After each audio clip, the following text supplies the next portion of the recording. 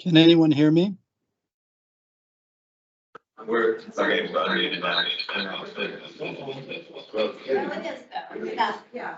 Like everyone's here, so why don't they call it? And then once from the one. Turn some mask already. Going to reconvene us this. Back to business. Guthrie, would you please call the roll? Yes. Very cross. Here. Oh, I'm so sorry. Let me start recording. Okay. Terry Cross. Here. Sandy Rowe. Natalie Arnott. Here. Greg Hammond. Here. Aislinn Matias. Present. Fernando Rojas Galvan. Present. Emily Simnett. Present. Moshe Thomas Cepelli. Present. Ricardo Lujan Valerio. Present. Helen Edwards. Present. Richard Devlin. Present. Arnell Fajardo. Rukaya Adams. Vanessa Becker. Thank you. Then our first agenda item here, we want to make sure that we are taking a look at our strategic considerations, but we don't have our speaker. Did you want to say some things about SHIO? Yeah, I mean, I spoke a little bit to it yesterday. I will, again, explain that Rob Anderson is the president of SHIO, who has been planning for months to make the trip from DC to Oregon to be with us today, came down with a nasty cold and a 102-degree fever. And so I strongly discouraged him from making the cross-country trip for this meeting and assured him we could reschedule and find another meeting in upcoming months to get to know him and the work of SHIO and kind of how we fit within the national landscape of state higher education agencies. I think it'll be really interesting for commissioners and a valuable resource for the commission as it is already for staff. So we will work on rescheduling that and hopefully coming soon to a meeting near you. It gives us more time this morning to take stock of our strategic agenda as a commission. As I mentioned yesterday in my executive director remarks, we're in a kind of strategic interim, I guess I would say, between the last update of our strategic plan and strategic roadmap a little over a year ago, the use of that roadmap to help develop and prioritize our budget and policy agenda for the 2023 legislative session. Most of that work has been completed by the commission. An upcoming election that will help to create the context for what may be possible or directions for higher education in the over the next couple of years. And so I don't expect, and I would recommend that the commission this fall set off on a new strategic plan or new directions for higher education.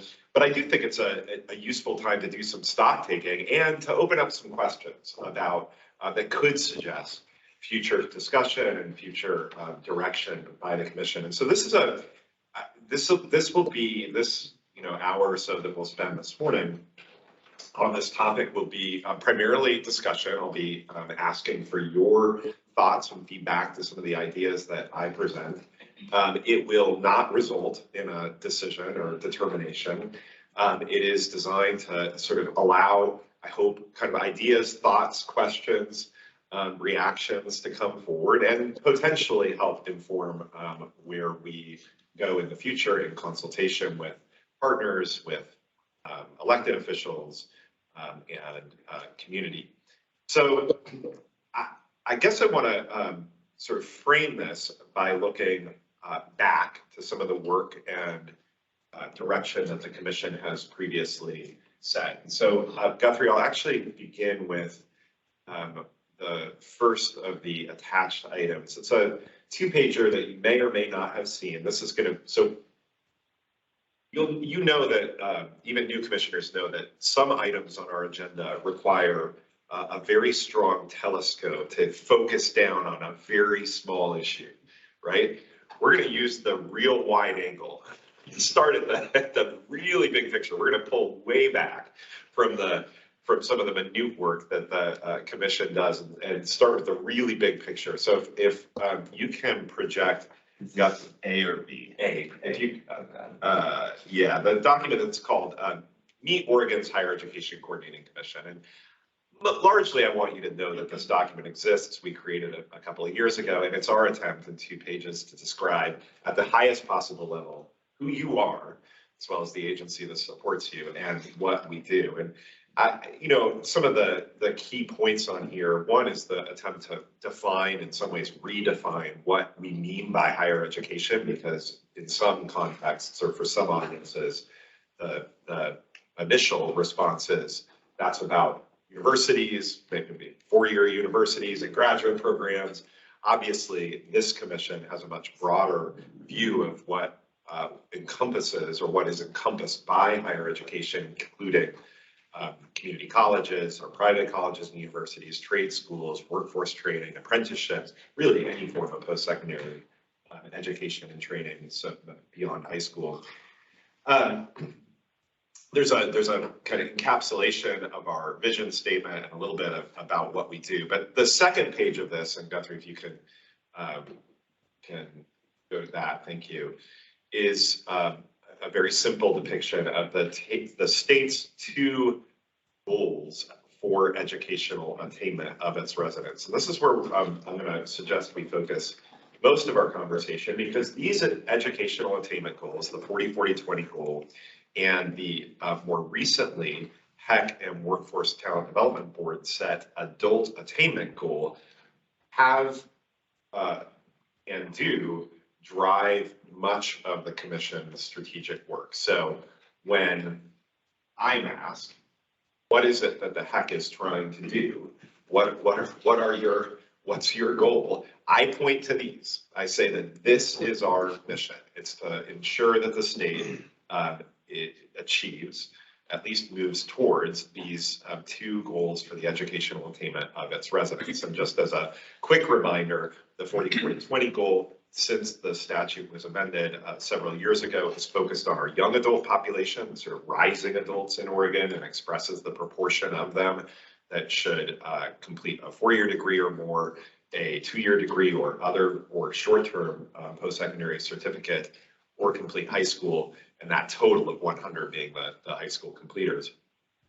Several years ago, when we focused that goal on young adults coming up through Oregon's system, we were directed by the legislature to set a goal for adult educational attainment, meaning those who live in this state may have moved here from elsewhere, may have grown up here, but have their own educational needs and for which the state has post-secondary aspirations. And so this goal, which uses a different type of measure, expresses the number of Oregonians that by the year 2030, adult Oregonians, we hope will earn a new degree, certificate, or other credential of value.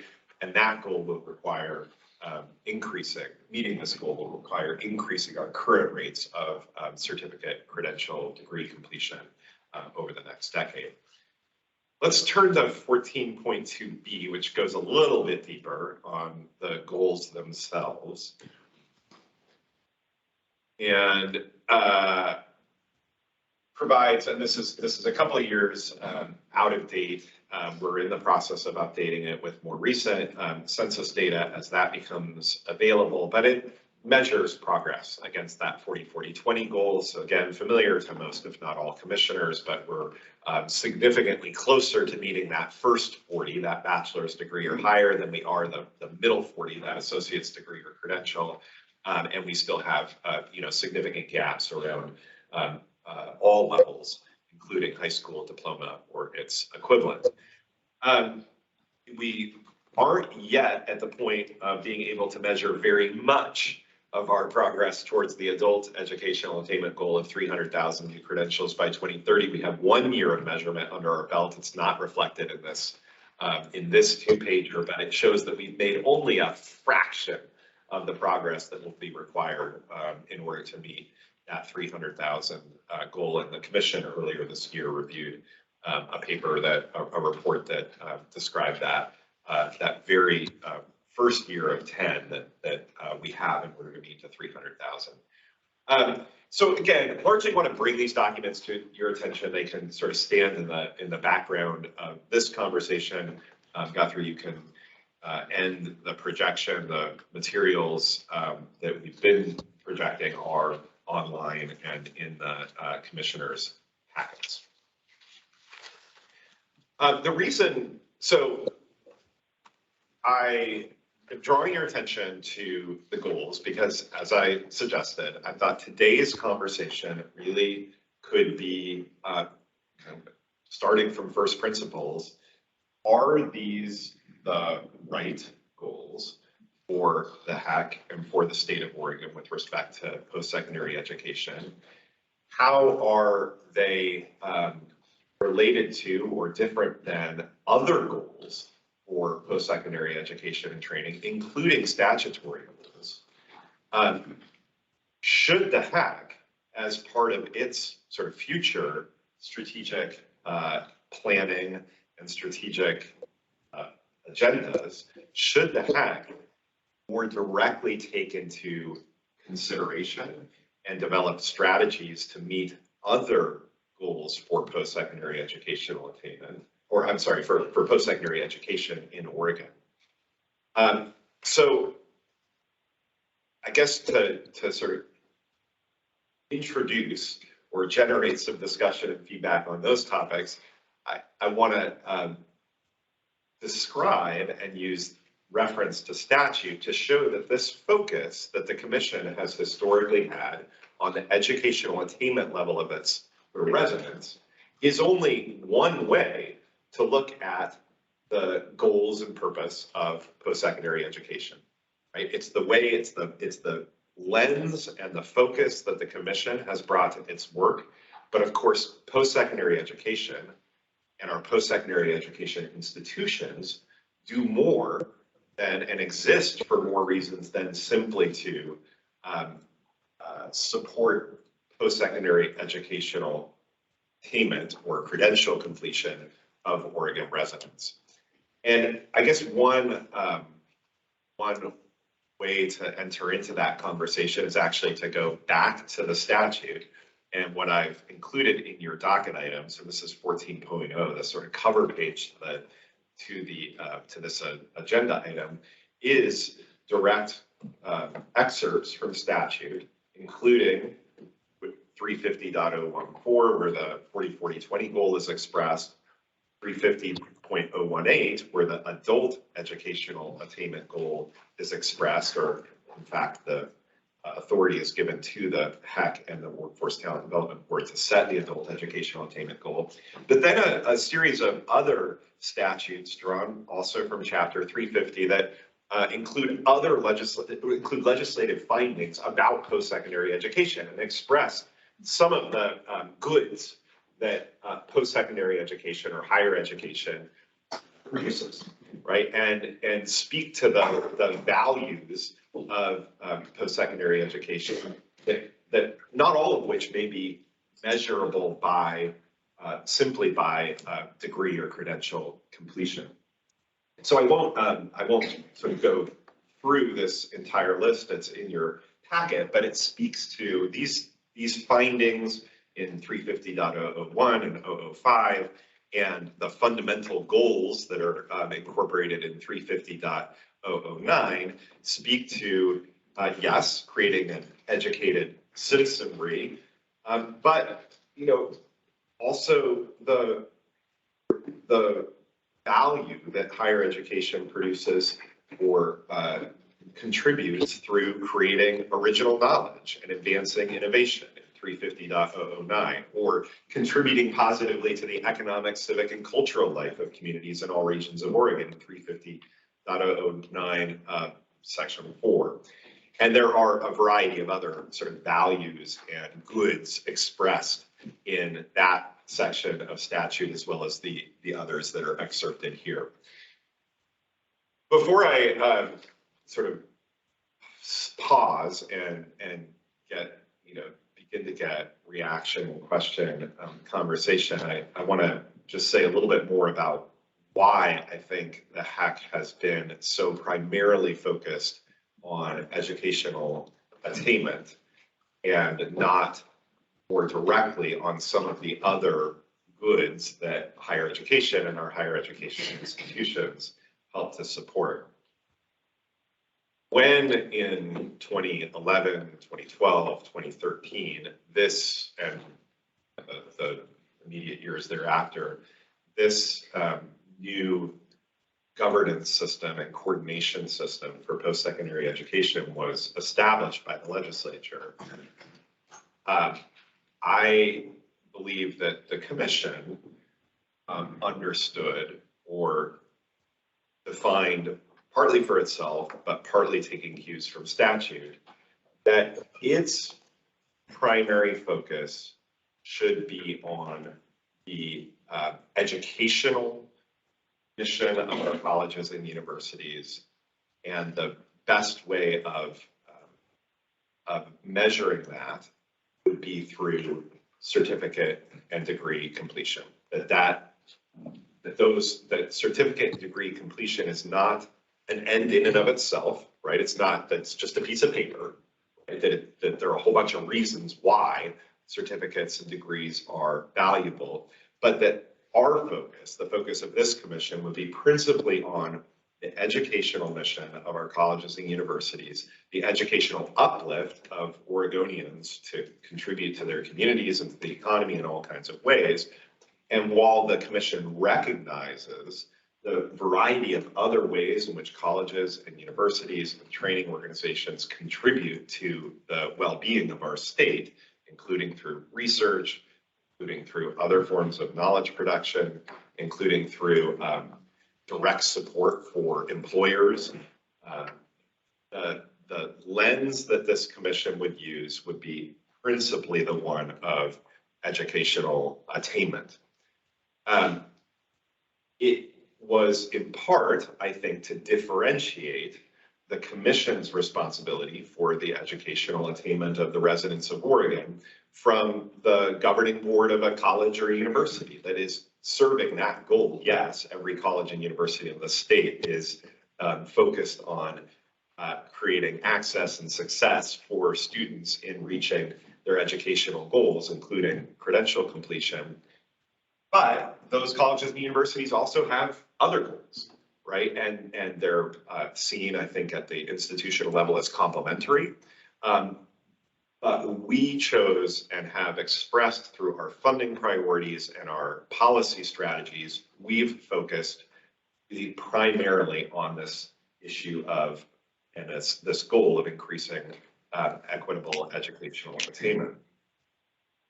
I think especially for the early kind of generation of the commission and for partners who were working with the commission, there was and likely still is concern about potential sort of mission creep of the HECC, right? That actually focusing our work around this narrower set of goods that post-secondary education contributes to, a really important one, namely, again, credential completion, educational attainment, that would be a way of really helping to focus and even constrain the commission. But over the years, it's also been the case, and when I'm in conversation with some of our partners, they wonder why the HECC doesn't do more, for example, for research, economic development more directly, doesn't better recognize or value the contribution that colleges and universities make to the economy, their local economies, to local employers, et cetera. And so, again, I thought today would be an opportunity to at least raise that dynamic, which some commissioners will be familiar with because they've heard it in some of the testimony that we've received over the years, and just ask folks, ask commissioners sort of what you think about that, and what sort of questions or thoughts or directions or ideas you have about the topic. So I don't have a sort of structured conversation in mind. I really have, I defer to you, Mr. Chair, but really just wanted to put this sort of dynamic on the table get people's reactions, see where the conversation goes. Know again that we're not making any decisions today, but this could be food for thought as we return in the new year to more closely to our strategic agenda and potential updates to it. Thank you, Ben. As Ben was talking, I jotted down 3 things and then he said them. One is research, one is the intersection between business and higher education, and the third is the non-credit courses that are taught at community college, which I think fit in that last category of, contributing positively to the economy and civil and cultural life. I want to just open for discussion. Any thoughts or comments on Ben's introduction? Sure. Always something to say. I am so excited to be a part of this conversation. I think it's of strategic importance. I think we're finding ourselves in a place where there have been so many discussions about what higher education can be as kind of a section. It's a microcosm of and a reflection, I think, of the democracy that we live in some ways, because with higher education, people become invested, or people are invested in it and the outcomes in it for all sorts of reasons, in the same way that people are invested in our democracy for a variety of, they come in from a variety of different interest points. I am, so I'm not sure why I'm talking right now and still, but I'm thrilled to think about the ways in which we can broaden the conversation about the goods and services and value that higher education provides. I'm also curious about what that means for the HECC. Because I'm concerned that, I'm a little concerned that, I'm always concerned when there's change. And just trying to think about changing the landscape of conversation around higher education, although I think it's fundamentally good. I think it needs to be a lot of care and consideration. So grateful to have this conversation. Thank you. Commissioner Edwards is next, and then Commissioner Arnott, then I'll come to you, Commissioner. Just as a hybrid meeting thing, sometimes we can't tell who's talking. It's a long way to the other end of the table, so it'd be really helpful if you could. I recognize Ben's voice and I recognize Terry's voice, but I can't tell. So if you could say who you are, it'd be awesome for the hybrid people. Ben, what is the narrowest meaningful objective that you would pick For this set of considerations, right? So like for this conversation, we're going to focus on one thing that was narrow and measurable and meaningful. What's the narrowest objective that we could have? And by objective, you mean goal separate from, maybe complementary to, but different than the existing way that we've organized the HECC work around educational attainment? Yeah, so for example, that might be helpful. So we've got this big overarching pot of goals that go all the way to, thriving an economy. That's the big goal. Contributing to the world solving climate change because of our research universities. And then we could have a really narrow goal that said that all we're going to focus on is educational attainment for historically underprivileged groups or underrepresented groups. What would be the most narrow, meaningful goal? I'm just trying to understand how we would then build out from that position. But, something that's meaningful in the sense that, when you design for inclusivity and you focus on the design process, you focus on one group that has very particular needs. The spin-offs are great from that, right? We some of the world's best products are designed because they're designed for a particular group. And I'm just thinking, is there a place that we can really just land this really tangible, hypothetical, narrow goal? Yeah, I don't think I'll answer your question directly, at least not very well, but I will acknowledge and appreciate the sort of construct that you've created between very narrow goals that may be more achievable because they are targeted and because we're putting our entire weight behind a relatively narrow set of objectives versus a very broad and diffuse set that risks diffusing our energy and our leadership. I think it is imaginable, although I think probably unadvisable, for the HECC to narrow its existing educational attainment focus. So you noted, for example, we could take a subset of Oregonians and say, look, we're really focused on the educational attainment solely of this subset of Oregonians. However, you chose to define that: young Oregonians, historically marginalized and underrepresented Oregonians, or other subsets. And I would probably not advise that.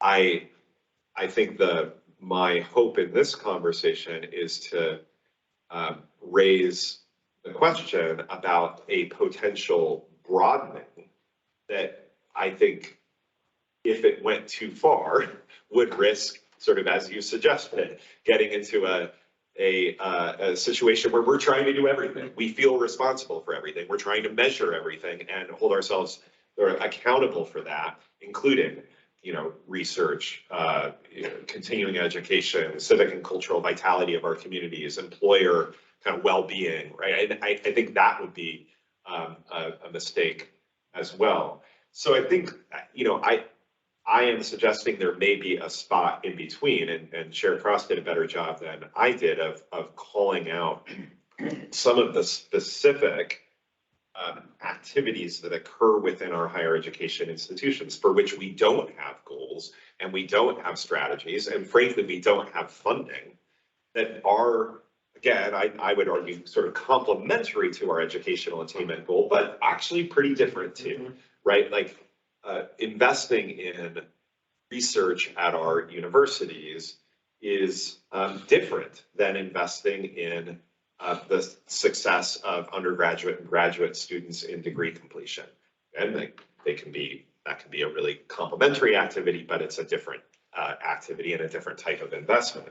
And likewise, investing in non-credit classes and courses especially at our community colleges that enroll so many Oregonians who are seeking community connection, seeking ongoing learning, seeking a way to more sort of positively enrich their lives, right? That would be I think a reasonable way.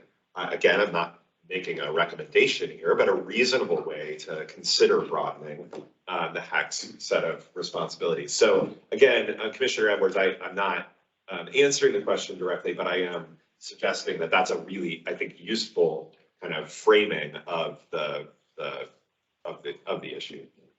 Yeah, I am just thinking about it literally as framing, kind of a thought experiment, because the assumption I'm running in my mind is that the answer is somewhere in the middle. There's some sweet spot where the resources and the expertise and, quite frankly, the passion and preferences of the HECC, the individuals who make up that system, are aligned with some high impact measures that we actually have some degree of direct and meaningful indirect influence on.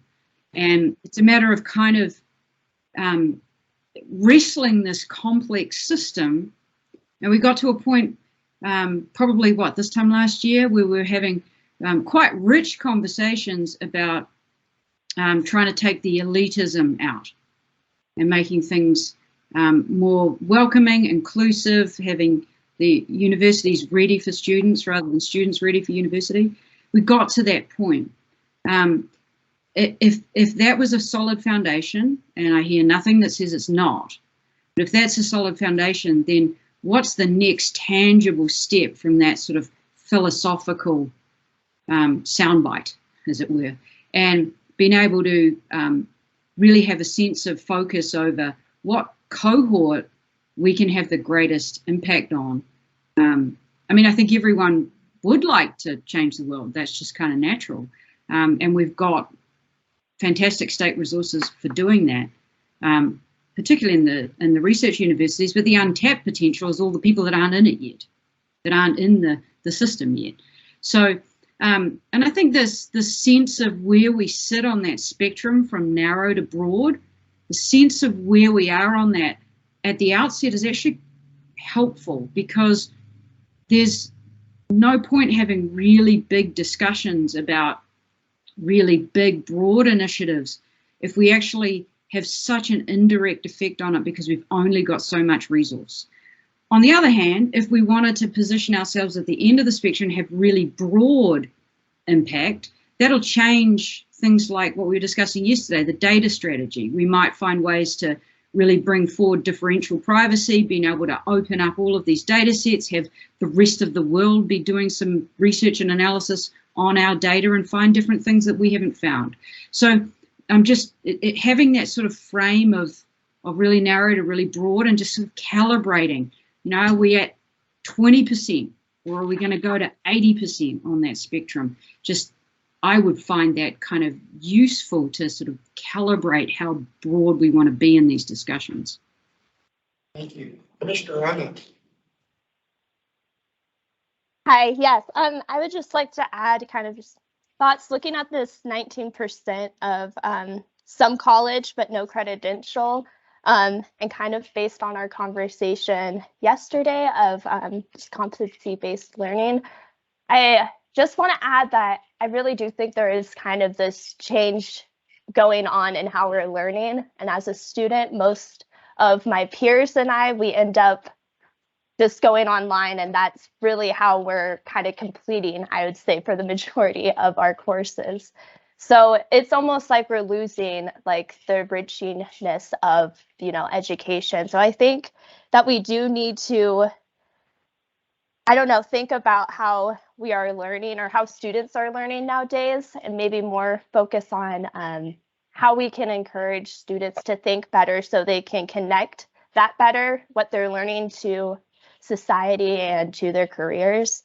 Because I think it just gets, especially in university, students going straight from high school into university who just unsure, it can be very, very overwhelming.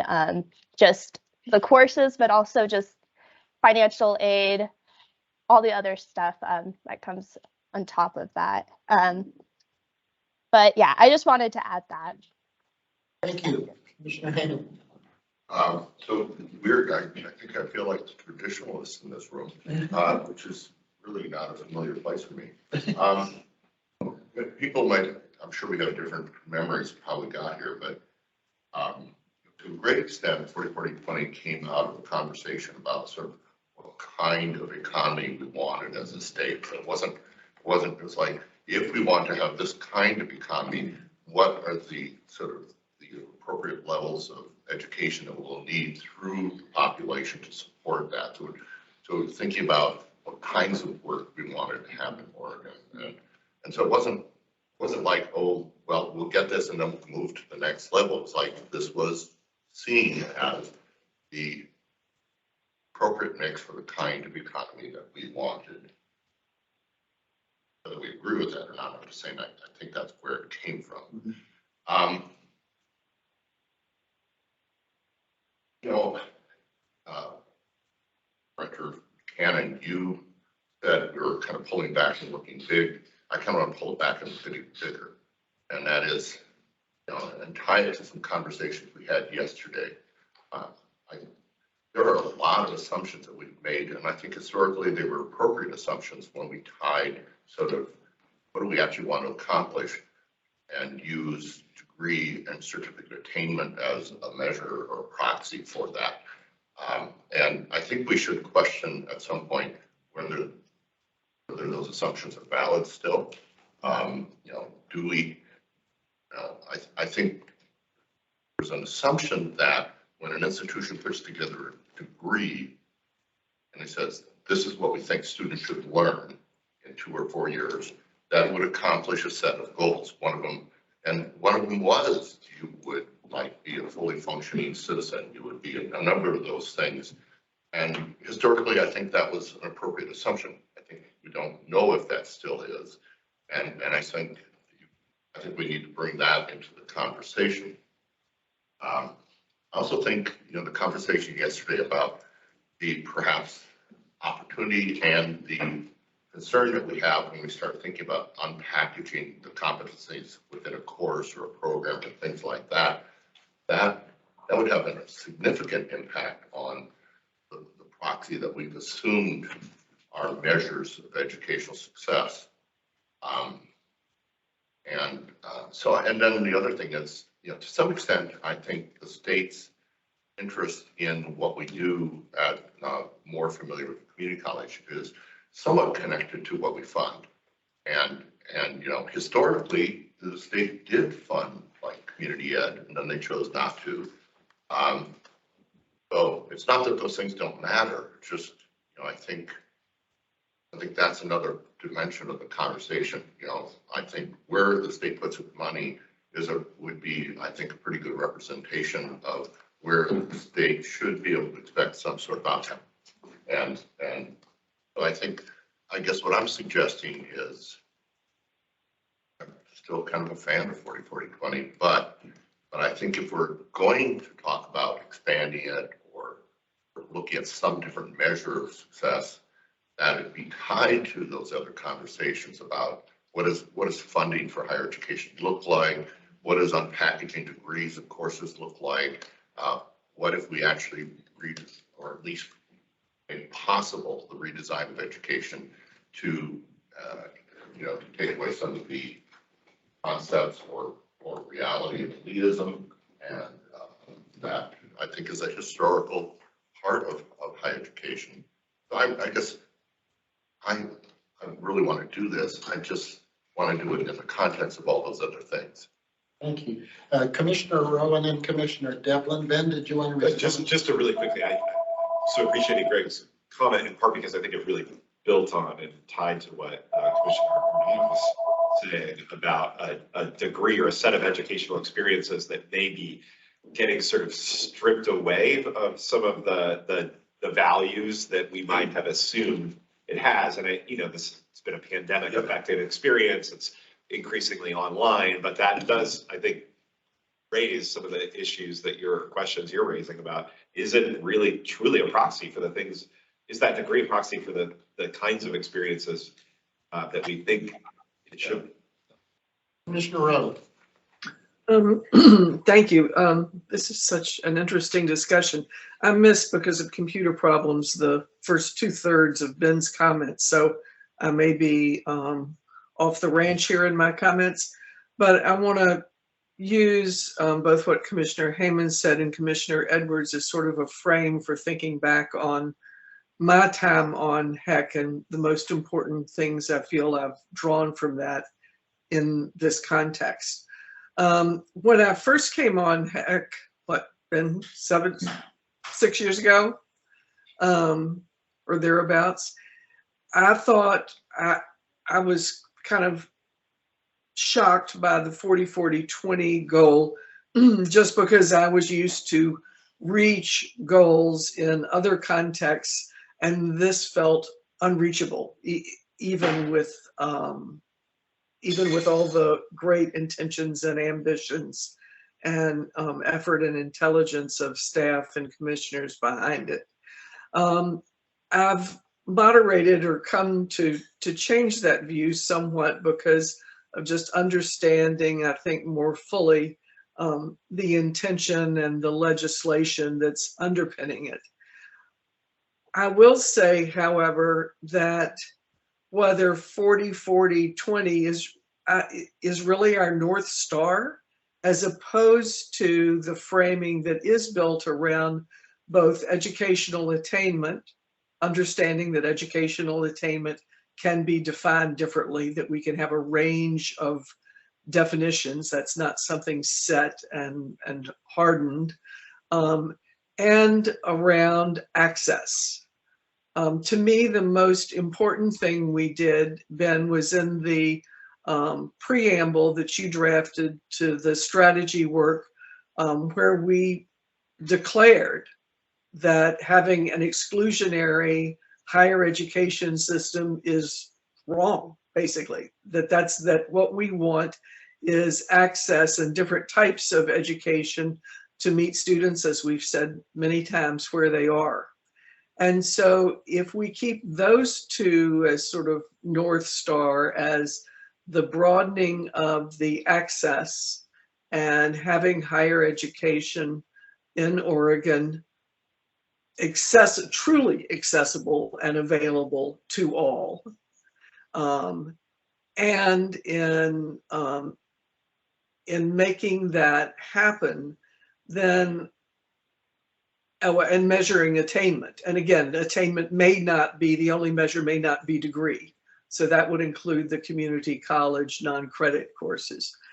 I think those two things, if we can continue to emphasize those and package them in a way that makes sense to us and continues to push us, that we will have done some very good work. Thank you. Commissioner Devlin. Thank you, Mr. Chairman. When I look at the 40-40-20 goal, which I was in the legislature for that discussion, you know, I looked at it as being extremely ambitious and to some degree being early versions of it being unrealistic. One of the early versions being that 100% of all students would graduate from high school. To be quite honest, we were in the 60s then in terms of percentage graduating, and to be quite honest, very few states were anywhere close to even 90% graduating. And the cost of actually, even if it was practical, to get to 100% was incredible. You could have had the best community college system and the best university system in the United States in terms of funding, in what it would cost you to get to 100%. But there was also a belief actually, and that's later modified, that it, rather than just a high school diploma, that it be the equivalent of, but still a very high expectation that everyone would have at least some skill set to both for their own well-being and for the well-being of citizens in general and types of economy and workforce you would want to have. We've seen actually some modifications in the 40% too, because I think at first it was viewed as simply an apprenticeship or that you get an AA degree. And now it's become much more broad, just more looking at credentials. You know, there's some programs that you may be able to do that can provide you some skills that may take only 6 months or 9 months to do. And I think those are included within this. And actually, I think part of that was a recognition also that I don't even think I was the last generation. I think the last generation was before me of people that actually got their education and stayed in the same area of employment for their entire career. That just doesn't happen anymore. So there was a recognition that education wasn't simply a one-time thing, that people would have to have educational opportunities throughout their adult period. And then the question that I've always had for Ben, because I think now it's being accepted, that the 40% for 4 years and above is a measurement, should be a measurement of the citizenry, not necessarily a measurement of the educational system, the K-12 system within the state, and how many of those students go on to get a bachelor's degree and above. Because there are two different figures.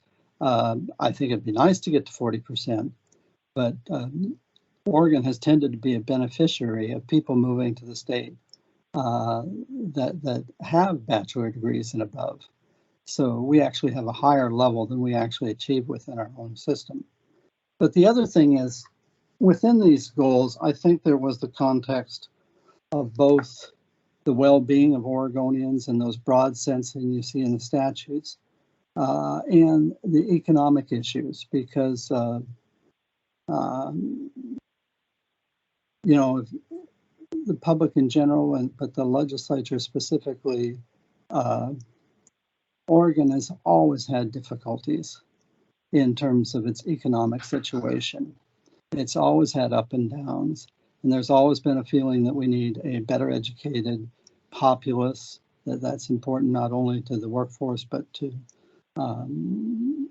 overall society as itself, but that we should be able to achieve more than we're achieving. The last thing I wanted to really say, though, was in these broad goals, I don't think the issue is just having these broad goals, because I compare it to anyone who has a goal or objective. If you have simply a broad goal, and that's all the level that you get to, you'll never get there. You have to break up that broad goal into individual, identifiable, measurable steps that you can take to get to that goal and work towards those. So I think that's why, in terms of access, it's very important for us to look at underrepresented communities and to see the improvement there that we can actually achieve, which I think we can achieve a lot more than we've already achieved. And it's also important to have sort of a continuous improvement mindset, that nothing is ever entirely good enough. We can always do more. One of the things I did want to highlight on is I do think there should be some more openness to some of the programs that community colleges provide. But I think people are dreaming if they believe the state is going to come back and pay for that you want to have, say, your yoga class or your dance class or my physical, you know, I don't think the state's ever going to go in that direction again. But I do think that there are programs that don't lead to associate's degrees, that may be simply programs even that employers have asked a community college to help them with, where they should receive some clear credit for the work that they're doing in those areas. I guess I'll leave it at that. And just leave it with the idea too that although there are all these statutes are always subject to change. Thank you. Commissioner Edwards, is your hand back up? Yeah, it is. I'll try and be brief. Thank you to Commissioner Devlin for raising what I think is actually sort of a more short-term, immediate call to action, which is that if these objectives were, quote unquote, a little bit unrealistic then with the data coming in, I mean, we've had concerns for a while now about the graduation rate, but we're not hitting those targets, so our feed is off. And the pandemic, the impact of the pandemic, now's the right time to actually step back and say, what is a realistic target?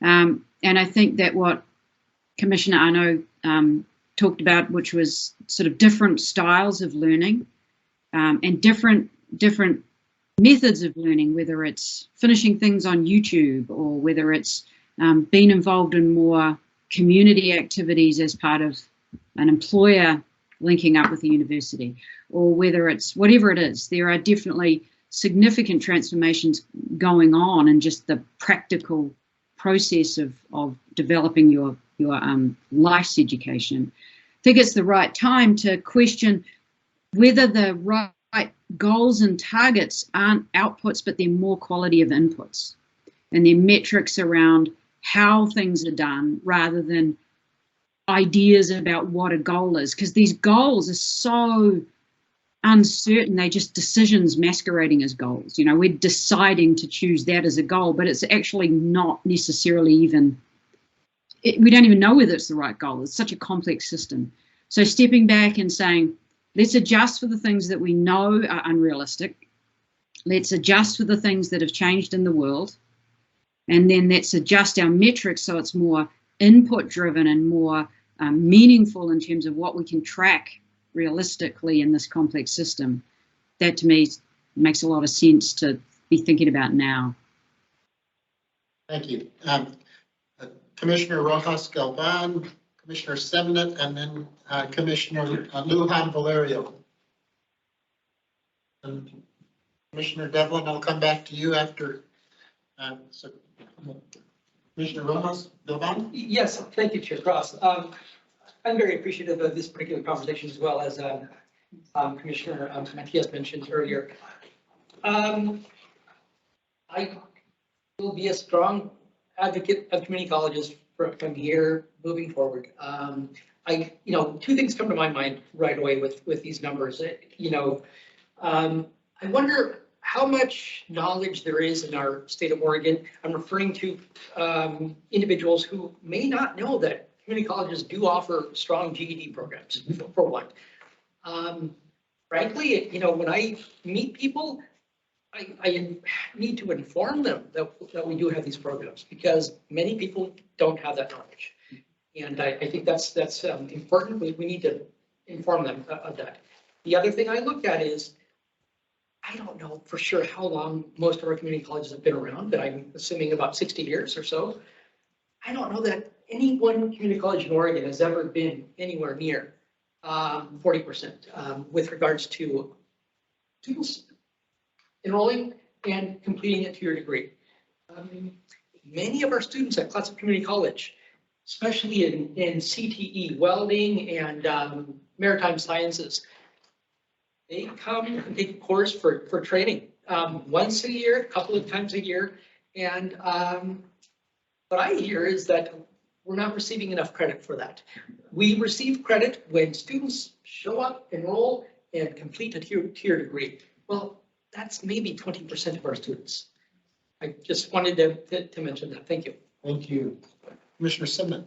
Thank you. And thank you for all of the conversation this morning. I'm new to this conversation, so I appreciate the history and the perspectives. And I still am not quite sure where the 40-40-20 came from, those numbers exactly. And I do feel a sense of unease with that as the goal. So I appreciate the call to take another look and think more realistically about what it is that we want to achieve.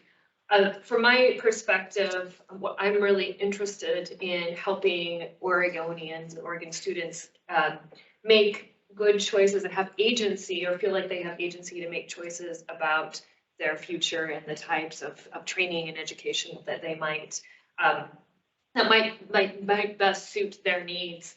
And I think part of that agency is doing what has been raised here, making more information available to people so that they know what resources there are at the different kinds of institutions. Maybe doing some more coordinating or inviting the state institutions to coordinate better on communicating what they offer and what they offer particular students. And then continuing to fund and support the other piece that is necessary for agency, which is affordability and funding to do that. I am really interested in thinking about the redefining what we mean by educational attainment and refocusing on student experience and what experience they are currently having in the various programs that are offered, and what experience we would suggest might be better given the time we're in, given the outcome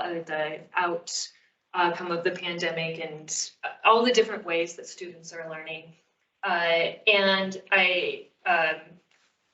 so I'm really interested in continuing that conversation and thinking more about knowledge attainment rather than having the degree or certificate be the endpoint. That doesn't seem to me that a great stand-in for the kind of knowledge or experience that we want students to have at the end of their of whatever it is they're doing. And then, of course, I also agree that we need to broaden access. And I think in terms of broadening the scope, rather than broadening the scope to talk about research or the community and cultural amenity or offerings that all of our institutions bring, I think just maybe talking more about what each of the different kind of institutions brings to the higher or the post-secondary education landscape, and again, encouraging and supporting partnership through, or taking leadership to support partnership and collaboration amongst agencies. And that may have been all things that have been done. That's just some initial thoughts that I have in reactions to the conversation and what I have read in preparation. One of the things that came to mind as you spoke was our conversation yesterday, recounting what some of our strategic areas are, and Ben talked about the outreach and being the least fleshed out. Several of the things that you listed would fit in that category, I think. So we might want to come back to that in a few minutes. Commissioner Lujan Valario, and those of you who are online, if I missed you out of order, I apologize because it's a little hard to track. So, Commissioner? Thank you, Chair Cross. And I just want to thank Ben and the rest of the commission for having this conversation. We're bound to really dive into the weeds of this issue, especially post-pandemic and as we're recovering from the pandemic. I will say that this has sparked a lot of just thoughts about how we move forward as a state on not just our academic goals, but our general goals in workforce development, economic prosperity. I guess the foundation that I would put before I make some statements is that at the end of the day, this issue is probably bigger than one commission. And part of the work that we also need to do intentionally is to reach out to some of the students that are currently experiencing these challenges in a very intentional, well-resourced way, and understand really what has changed for them from the beginning of the pandemic to now. Especially if we can get a hold of some folks that had experienced a little bit of the pre-pandemic experience and got into the pandemic experience as well. There's a lot of benefit that we can gain from some of the students that had to navigate those difficulties. And the reason I bring that up is that I think it's easy, quote unquote, to be able to track achievements, be able to track expectations if we're only looking at a perspective of degree attainment. And by doing that, I think we really miss the ability to experience and acknowledge that every student navigates higher education in a different way. I think for many students, specifically those that are underrepresented, attaining a degree is just not enough. Having that paper, whether it's undergrad, grad, associate's degree, will not be enough. Part of the experience that we allow students to have within institutions is critical for their actual professional development. I think I'm speaking to the choir here, but I think it's important to recognize that as we're navigating how we're measuring ourselves up to these achievements, that we don't lose sight of that qualitative aspect that students gain from being on campus, for taking advantage of the partnerships that our institutions have with the local economy, with local private partnerships, and in that pursuit, holding institutions accountable to making those opportunities accessible as well, right? We often find ourselves in situations where, yes, we might have students that have historically and underrepresented and marginalized come into our institutions, but then they can't take advantage of those additional perks, those additional partnerships that institutions are able to provide. So questions then have to also be, once we get folks into the door, how are we setting them up for success? Not just to take the right classes, not just to guide them to the right degrees that they find passion within, but we also know are going to be beneficial for them professionally and beneficial for the state as an economic driver.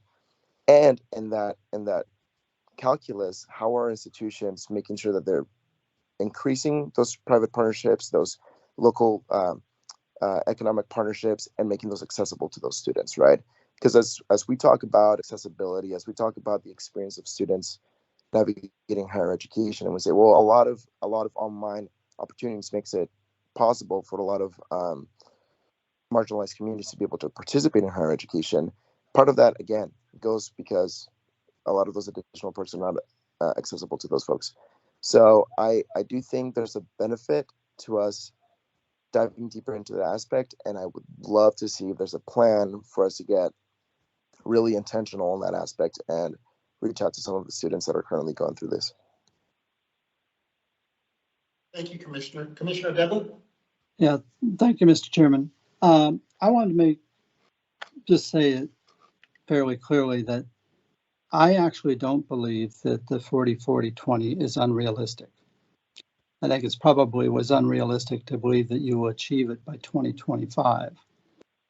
But I also try to state that we have started to look at some of these things differently, you know, rather than looking at them how we first looked at them, that, you know, everybody would have at least a high school diploma. We know that that's traditional high school. We know that that's unrealistic. We also know that it was probably unrealistic to believe that that other 40% would be all AA degrees and apprenticeship programs. So we've modified that. We have made progress in some of the areas. Obviously, the 40% with bachelor's degrees and above, we've made progress in, and we have made progress in the graduation rate. From Ben's material that he provided and some of the intro to it, and some of the other things that we've seen, we do see that in that middle 40%, we have some real shortcomings in terms of providing opportunities to Oregonians. And what I meant when I said when you take you always have to have the goal that's a little bit perhaps beyond your reach.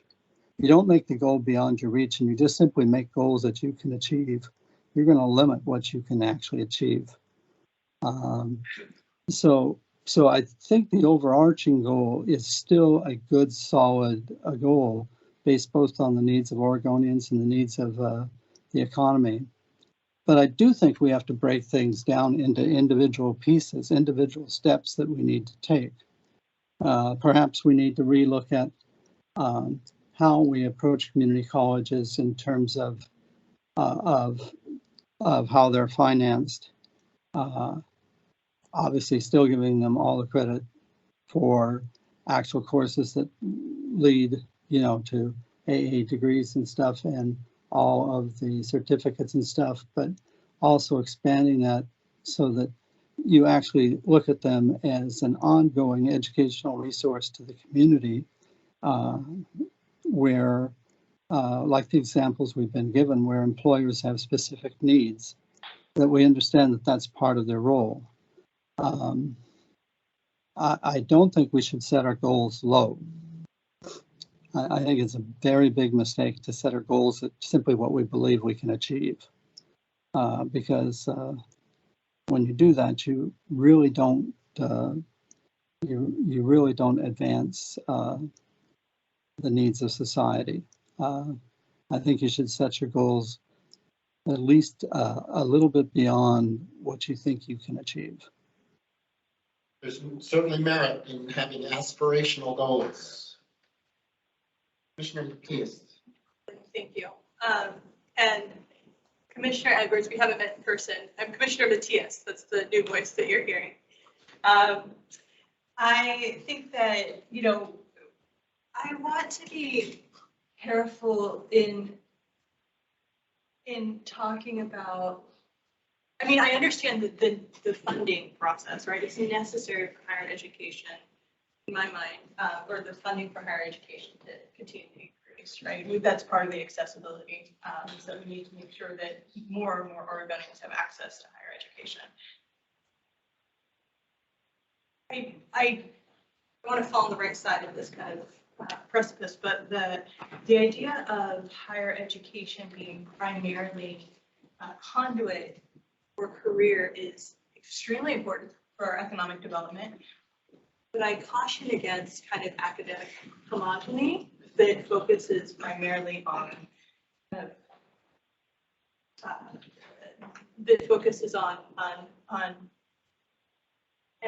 looking at economic development in kind of in a short-term way. When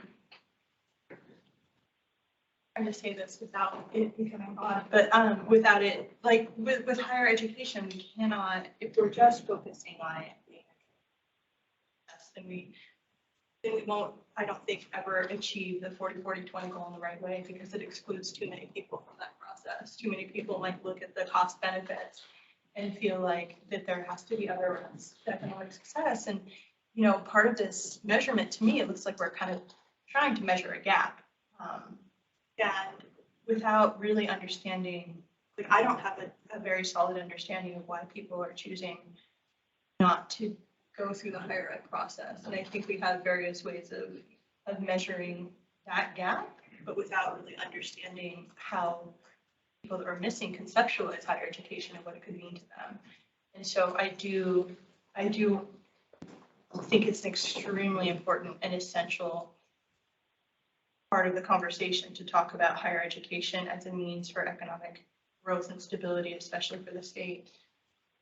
But I'm cautious about how that can be exclusionary for a lot of groups. And also when we talk about higher ed, as Commissioner Devlin had said, in the course of his trajectory from higher ed to career, it was kind of one continuous trajectory. Now when students enter the higher ed landscape and come out the other side and are changing careers 7 or 8 times within their lives, and I want to go back to the idea of what higher education can be for the community and for those other goods and values. And I'm curious about other ways that kind of values to community excellence can be measured. What tools do we have to measure that? Thank you. My sense is that because the framers of these goals are people who highly value higher education and particularly degree attainment, that goals are often created in people's own image as to what was good for them, so it'll be good for everybody else.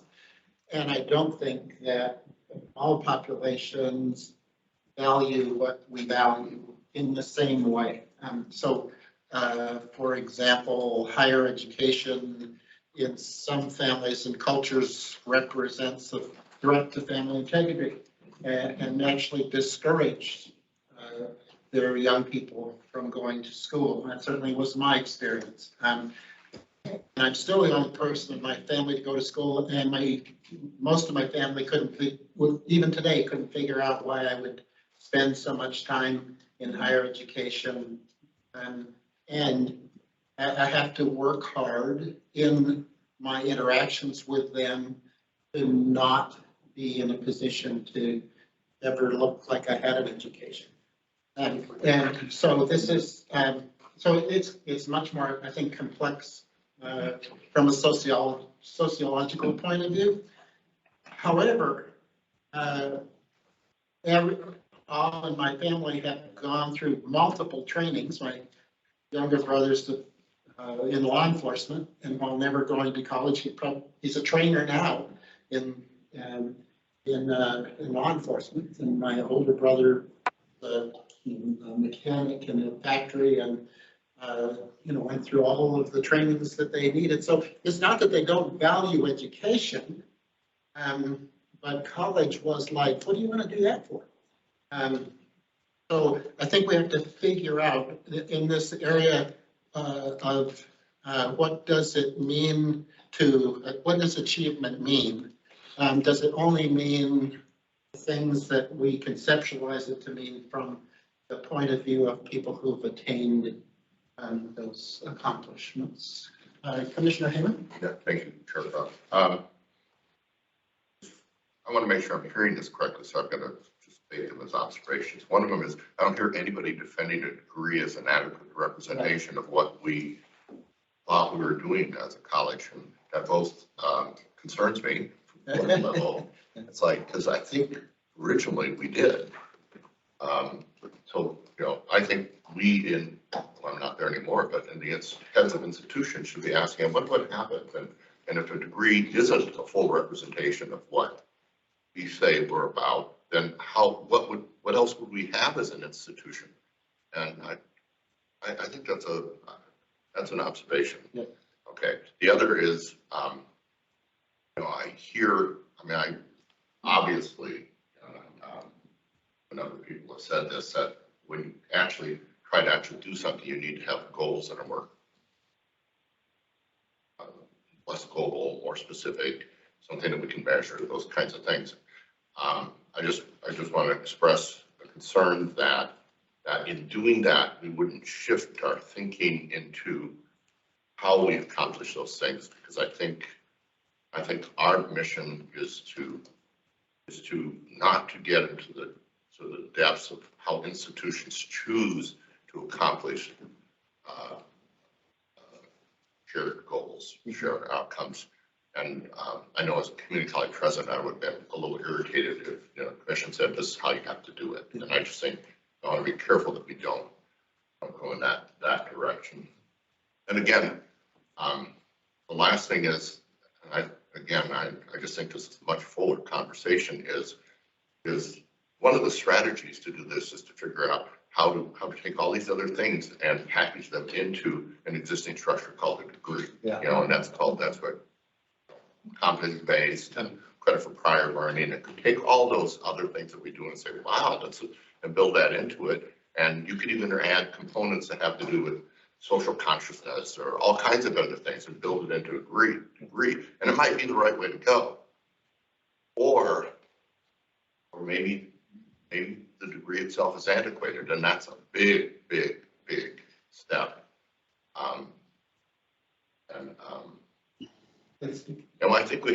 I think there's a big discussion about which do we let go of packages that maybe no longer make sense, or do we try to fit a broader understanding of learning into those packages? It's not just an observation. I think it's an existential crisis. If you really go down that path in a really kind of way, a courageous conversation. Commissioner Sapelli, and then I'll come back to Commissioner Simon. Hi everyone. First off, as a student, let me say that I am super excited that we're having these sorts of conversations. Mostly because, as a student, I know that there's an entity out there talking about this. I wish I was in those conversations, and now I'm just sitting here absorbing this conversation because it does give me hope that things will change. There were a couple of things that I just wanted to know from a perspective as a student.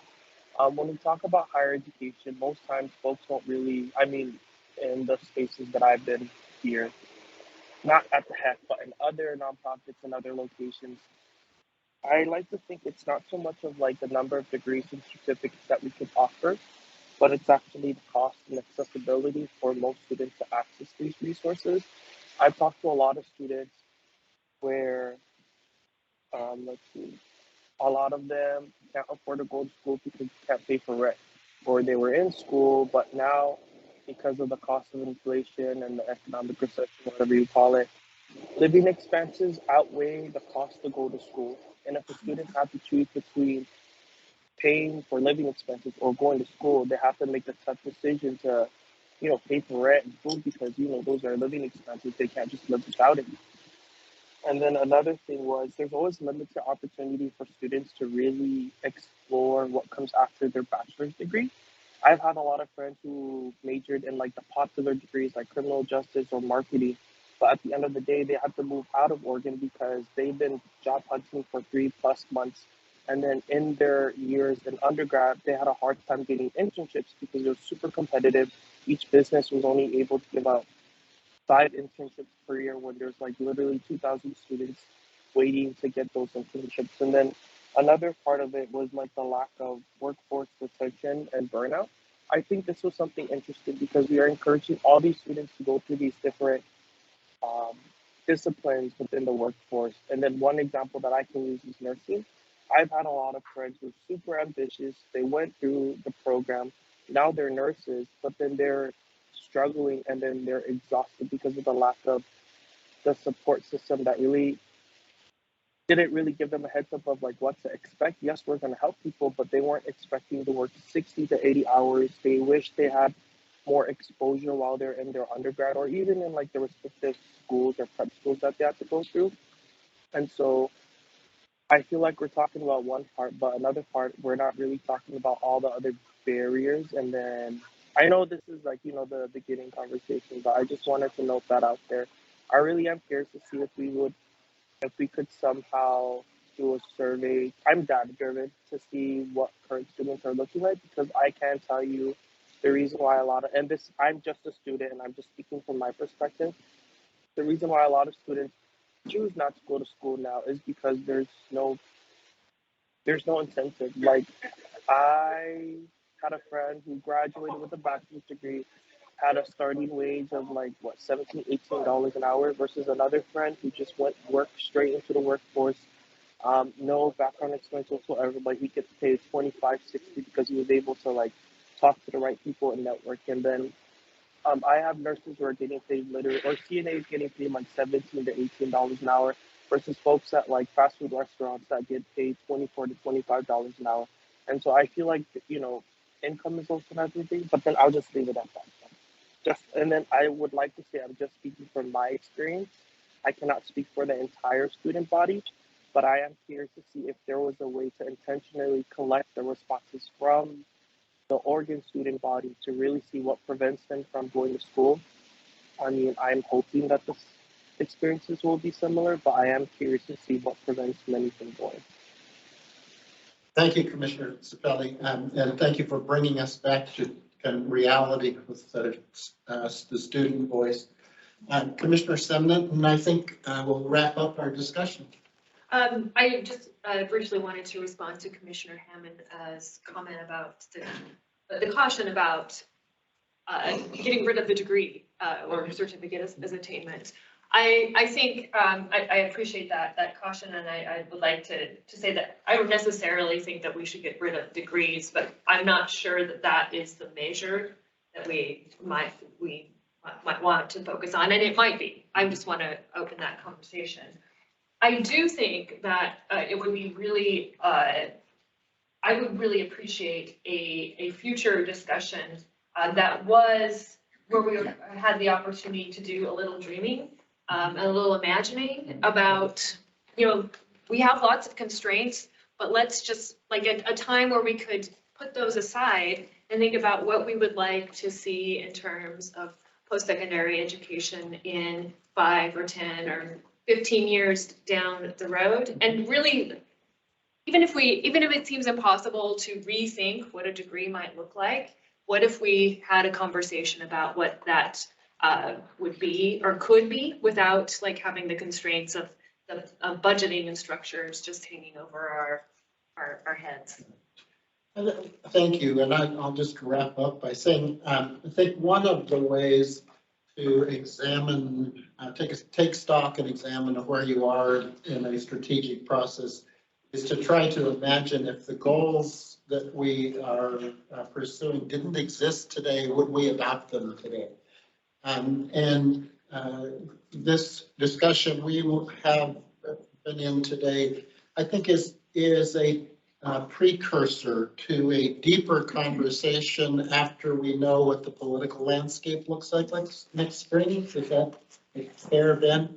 And then we will come back to this work in a deeper way. So this has been I think a fruitful preliminary discussion, a taking stock of what our goals can mean to us at this moment.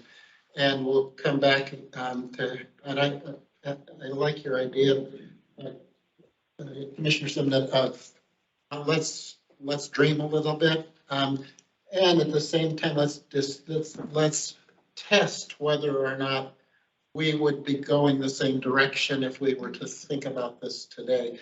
I think that in terms of how the HECC is pursuing the work in those areas of reporting and funding and pathways and outreaches, those are still really right on to what our job is. But what are they in pursuit of is our, I think, our big policy question. So Can I just add that I would invite the partners who might have been listening in or read the materials, I think in upcoming commission meetings, through public testimony or through correspondence with the commission to share their reflections on this discussion, because undoubtedly there are some perspectives on this that are not represented in the discussion today. And I think it'd be great to hear those. thank you. And we're going to take, let's take a 10-minute break and we'll come back because we have a presentation at 11 o'clock on the Semiconductor Task Force report. And then following that, we'll finish our business with the adoption of the administrative rules. So 10-minute break.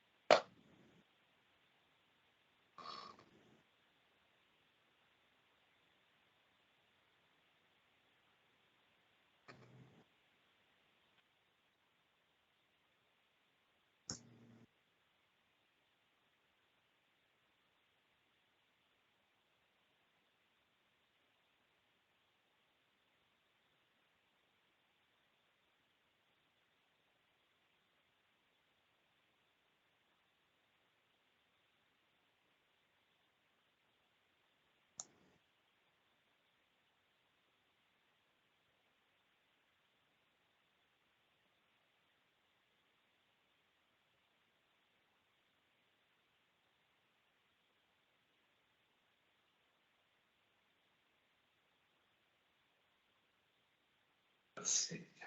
Yep, we're live. Okay. The Semiconductor Task Force report, and is it FISA? FISA. Provost, Executive Vice President OSU, and Sage Learn. The Director of Government Relations at PCC. Welcome. Thank you.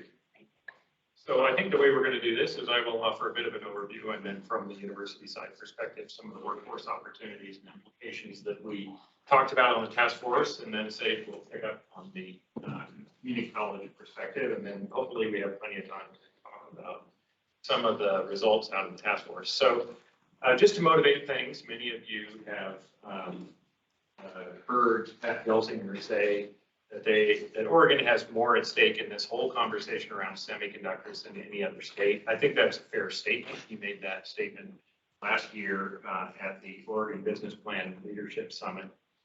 The state of Oregon has a lot of unique advantages in this sector. It's home to one of the leading semiconductor clusters of activity of makers and suppliers, maybe one of the top collections of talent and expertise in this industry, which is heavily R&D driven, but of course then has a whole supply chain associated with it. The Gordon Moore Park at Romser Acres Research Campus is one of the global centers for semiconductor research and development, and Oregon's home to 15% of the national semiconductor workforce, and it has a higher concentration of the industry's skilled workforce than any other state. As I said, this is an R&D driven sector that's globally, that's more so than many other industries. And within Oregon, that is, well, within the United States, that is Oregon's niche. It's that sort of R&D focus based on what's located here. So unique advantages for the state. The federal government is making a very significant investment in this industry, as you probably know, through the CHIPS and Science Act we signed in August. This is a potential $280 billion federal investment over 5 years. That's what's been authorized. It's not what's been appropriated. But the CHIPS Act does appropriate $52 billion over 5 years for the semiconductor industry, including $39 billion for manufacturing incentives and $13.2 billion for R&D and workforce development, including $200 million for to the NSF, National Science Foundation, to boost training in microelectronics. So there's a real opportunity to capture some federal resources to support our industry here in Oregon. The other thing the CHIPS Act does is it calls for expanding the U.S. science enterprise by a significant amount, probably following in the news conversation around where the U.S. science investments and R&D investments are going versus China. And obviously there's a big concern in Washington that our investments have not kept pace. So if that $280 billion were to be realized, that would include a doubling of the annual budget of the National Science Foundation, which is now $8.8 billion. That doubling would presumably occur over 5 years. It would increase the Office of Science in the Department of Energy by 45%. They now spend $7.5 billion. And it would increase the $850 million research amount by NIST by 50%. So it does envision a very significant increase in the federal science enterprise. Again, appropriations actually to be determined. The opportunities coming out of Washington are going to happen, especially out of that initial $52 billion appropriation, very quickly. And that's where Oregon's going to have to be prepared to respond. Of course, be prepared to respond, and the industry's success in responding is going to depend in many ways on the state's success in responding. So that's sort of the motivation for the Semiconductor Task Force. In every state that's doing significant work around this, there's very strong top-down executive leadership out of the states. Very active, actively engaged governors and administrations. So the Semiconductor Task Force with Governor Brown's leadership and Senator Wyden's leadership are really important to actually putting us in a position as a state to compete for some of these resources.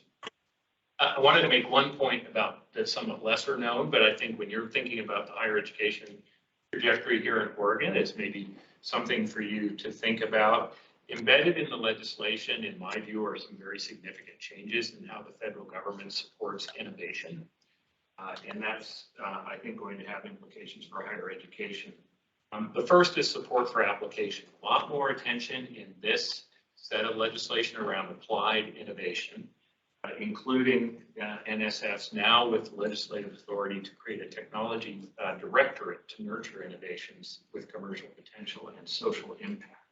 This is going to focus on areas like artificial intelligence, quantum information science, and then societal needs like climate change, creating a tech-savvy workforce. That's sort of an important piece of that directorate. This will be the 7th directorate in the National Science Foundation, but it's anticipated to get about 1/5 of the funding. So it is going to be a directorate. Its vision as a directorate is very significant in terms of level of support. There's another piece in this CHIPS Act that's a shift for the federal government in how it thinks about innovation, and that is around regional equity. I think this is a big shift for how the federal government has thought about the economic trajectory in the United States, which prior to this point really has not been place-based, it's been people-based. So that if you think about when the U.S. government, we adopted NAFTA, for example, there's a lot of disruption in a lot of states, in a lot of regions around traditional manufacturing and other industries that suffered under the impact of globalization. And the assumption largely, very broadly speaking, from a federal standpoint was that those regions would adjust. They would recover, but they would likely decline and then recover. I can tell you from personal experience, because I was in North Carolina at the time, I was at UNC Chapel Hill and did a lot of work in this area. tens of thousands of manufacturing jobs were lost. Most of those communities had not adjusted. Very slow recovery.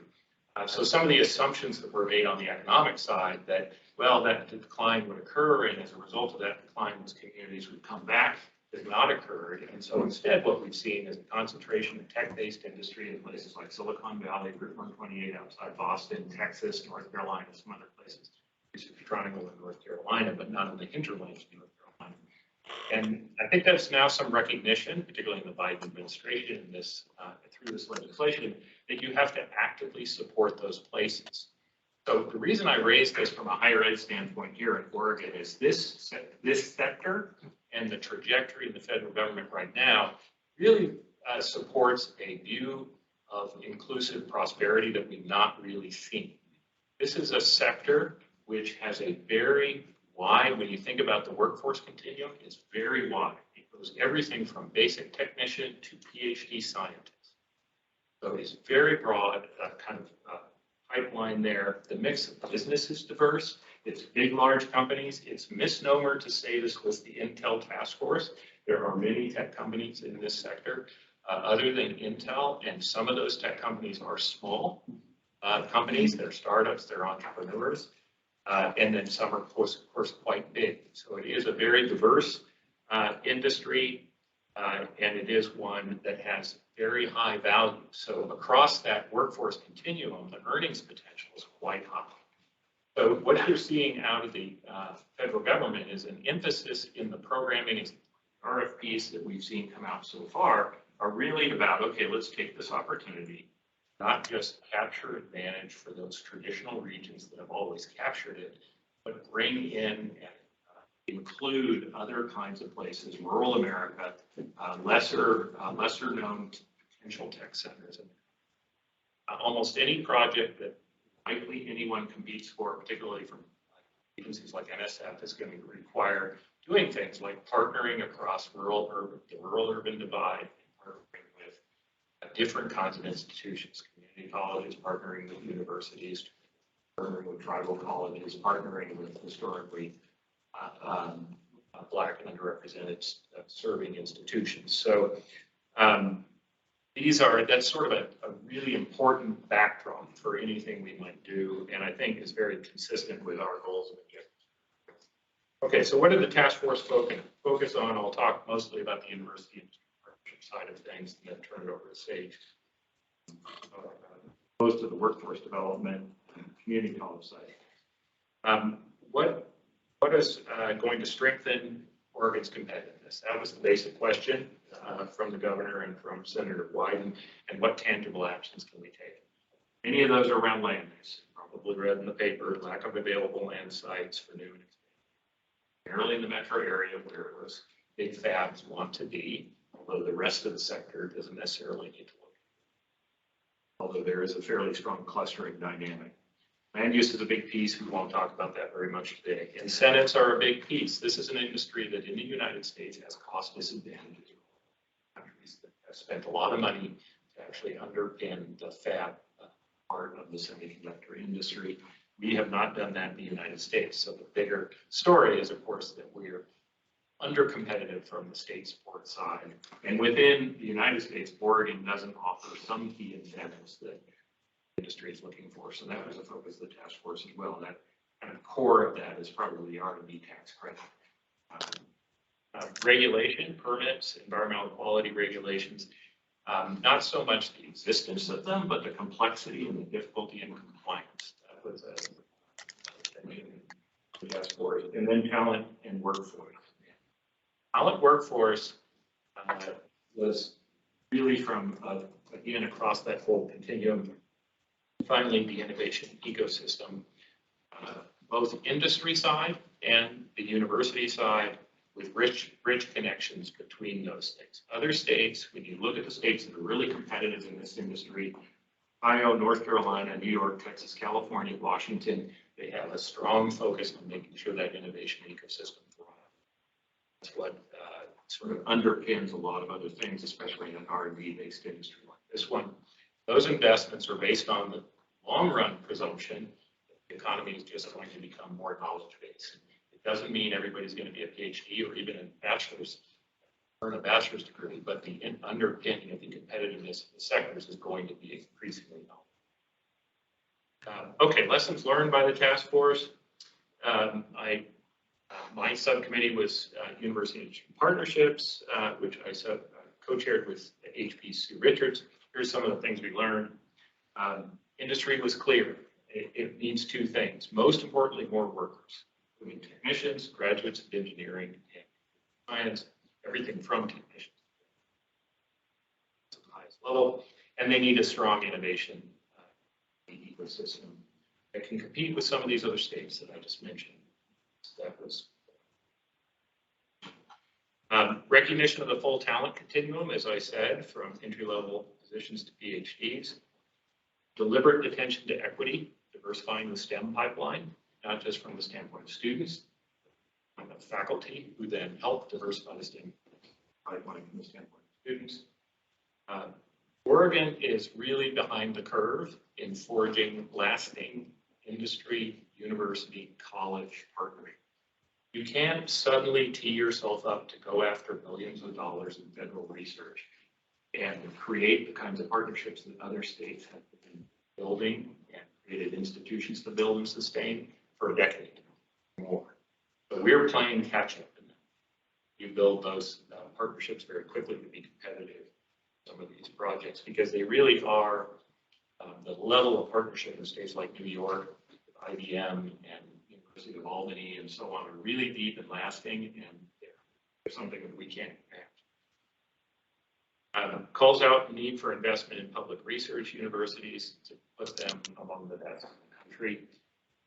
And we have some proposals along those lines that we're working on out of the task force that are designed to do that. I want to stress that the key point there is workforce, isn't research. So something I like to point out, if you think about the whole continuum of that workforce, to produce students that are bachelor's in engineering and masters and PhDs, you need the talent in universities, particularly research universities, to produce. Sage is going to talk about some of the things PCC is doing. The last thing I want to say before turning it over is Portland Community College and OSU have been having conversations about how we think about that workforce continuum in an integrated way. There is a lot of potential here, I think, to do some very innovative things. Imagine that you have many Oregonians out there graduating from high school who have different aspirations. Some of them want to go right into work, and maybe they want to get some initial training, end up in a technician position. Some of them are going to pursue a bachelor's degree. Some of them will then go on and maybe they'll want to earn a master's degree. Maybe some will earn a PhD degree. We really should have a system where those pathways are really clear and that somebody can move and stack through them and build credentials over the course of their career as they would choose to do so. Obviously, many may stop at the technician level. Some may stop at the bachelor's level. Others may go on. But I think there's some opportunity here to do some really innovative things in building those pathways and making them very legible to students. And that's going to require a cross-sectoral collaboration. And I think that collaboration is not just from the standpoint of what we teach at different points on the skill continuum, but I think there's some opportunity to take a really designed approach to how we use infrastructure.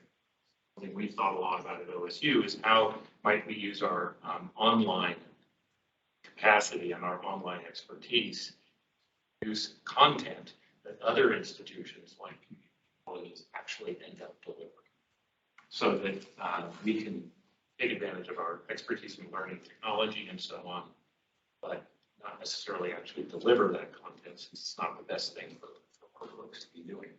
So I think there's some innovative things we can do on those. So let me turn it over to Sage. Thank you, Ed. Well, and thank you all for being here and for your attention to this important issue. I'm excited to join you on behalf of Portland Community College. I'm Sage Learn. Portland Community College is the largest post-secondary institution in the state. Mount Hood Community College and PCC participated in the Talent and Workforce Subcommittee on the Statewide Task Force.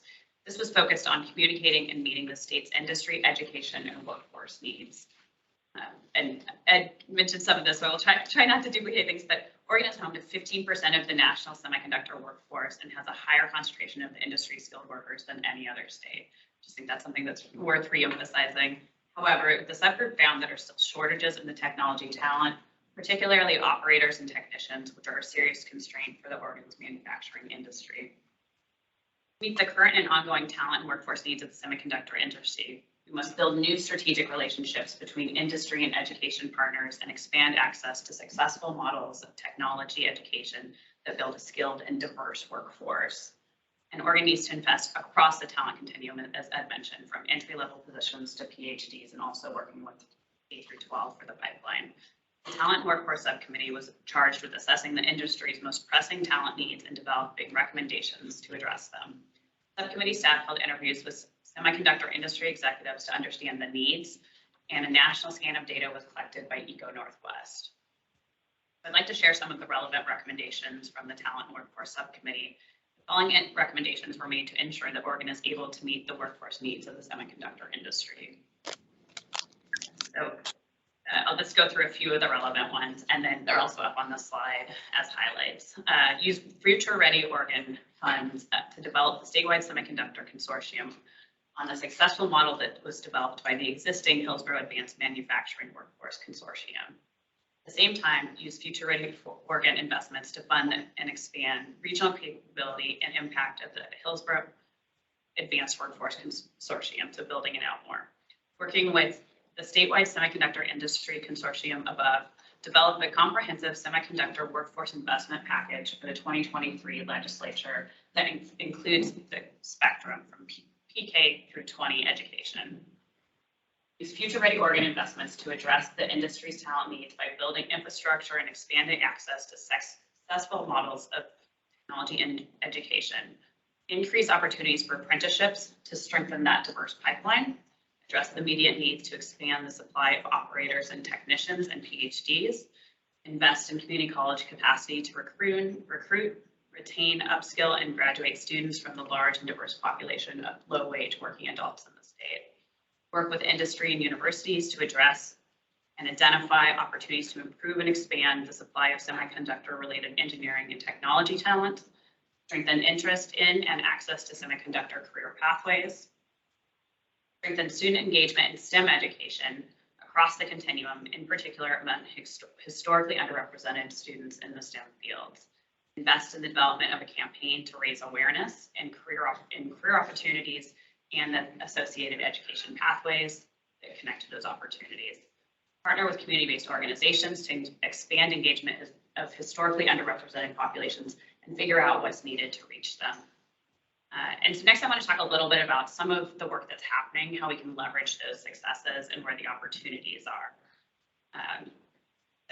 Mostly to help meet the needs of the students and the industry. Community colleges focus on equitable student access and success with intentional outreach and support for underrepresented students, including program advisors to help students figure out their career choices and providing associated wraparound services.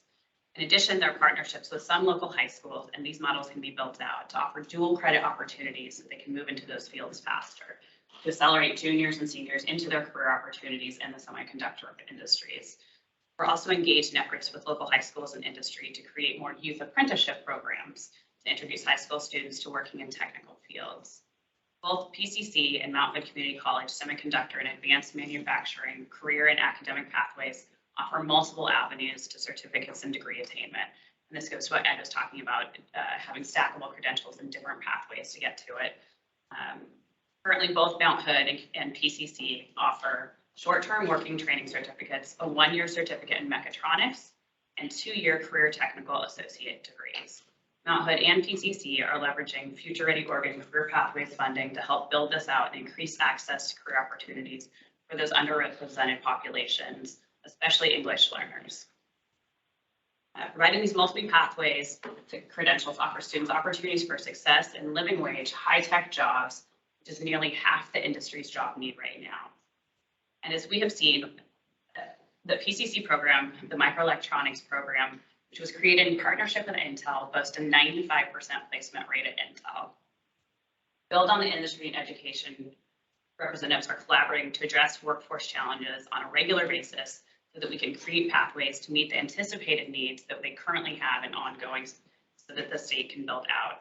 However, we recognize that to meet the talent and workforce needs of Oregon's semiconductor industry, we must expand and build new relationships between industry, education, and the public sector to increase access to successful models of technology and build a skilled and diverse workforce. HECC and Mount Hood are exploring additional opportunities under Future Ready Oregon to increase talent in the sector. HECC has submitted a proposal for a workforce grant that will help us revamp our manufacturing program with an intentional lens on aligning better with industry and CBO partners to bring in the new workers. Additionally, PCC is grateful for the leadership of Congresswoman Bonamici in the pending FY23 bill. On the federal side, we have a community project funding that is dedicated to advanced manufacturing semiconductor programs, working with our partners to increase outreach. And Ed talked a bit about the Chips and Science Act. This is another opportunity. I think we're all excited to look how we can continue to leverage that against the state resources, especially some of the stuff coming through the National Science Foundation. So before I shift to talk a little bit about some of the opportunities I'd love to leave you with and next steps, I wanted to share a quick story about one of our students. Emily Mumm is a part-time PCC Mechatronics Technology Program student and is currently working full-time as a manufacturing technician for Intel. Emily was born in Cambodia and immigrated to Oregon in 2008 when she was 12.